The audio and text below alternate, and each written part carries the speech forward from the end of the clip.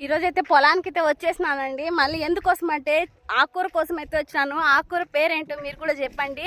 ఇంకా నేనైతే చూడండి ఇంకా ఆకుకూర అయితే కనిపించింది నాకైతే, సర్లే అనేసి ఇంకా దాన్ని చూపిస్తాను చూడండి. మీ సైడ్ ఏమంటారో మీరు చెప్పండి. తెల్లగంజర ఆకు అంటారు దీన్ని, అయితే మా సైడ్ అయితే వచ్చేసి చెంచులాకు అని పిలుస్తారండి. ఇంకా ఆకుకూర అయితే చాలా బాగుంది. ఇది న్యాచురల్గా పండించింది. ఇంకా మొత్తానికైతే ఆకుకూర చెట్లు అయితే కనిపించినాయి నాకైతే.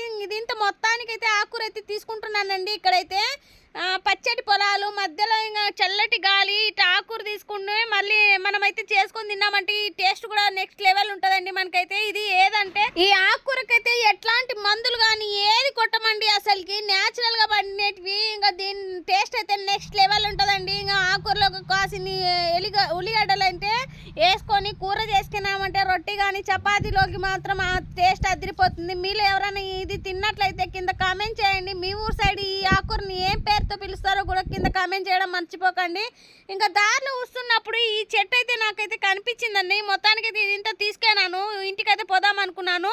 మొత్తానికి ఈ చెట్టు అయితే కనిపించింది. ఇది చూడండి డబల్ కలర్లో కనిపిస్తుంది. ఈ ఆకు పేరు అయితే నాకైతే తెలియదు, చెట్టు పేరు.